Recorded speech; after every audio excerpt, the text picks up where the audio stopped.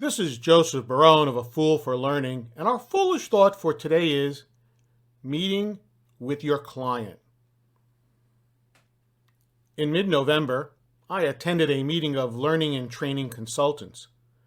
One of the consultants brought up the fact that he was having a problem meeting with his client on a regular basis to discuss issues.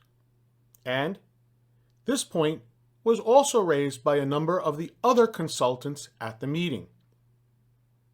As someone who has been on both sides of the coin, i.e., managing a consultant as well as a consultant, I decided to chime in and state that one simple way to eliminate this problem, or at least to reduce it, was to ensure that the contract signed stipulated that meetings were to be held at a certain frequency and, if you wish, for a certain amount of time.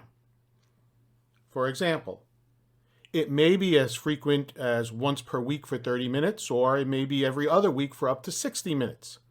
Whatever works for both sides.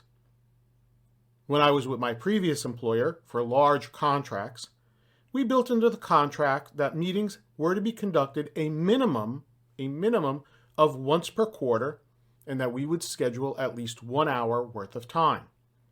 If there were issues, additional meetings could be scheduled. And, as the contract stated, each quarter a meeting was held. Now, for those of you who are wondering what was on the meeting agenda, well, the meeting had a couple of basic parts. First, a review of what took place in the previous quarter. This would include any issues or problems which needed to be resolved. The second part is what was planned for the next quarter and beyond. This may include a discussion of changes to the schedule of work, personnel changes, etc.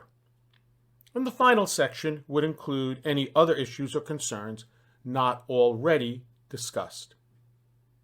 And after the meeting, an email was distributed documenting what took place. Even if there were no issues, a meeting was held.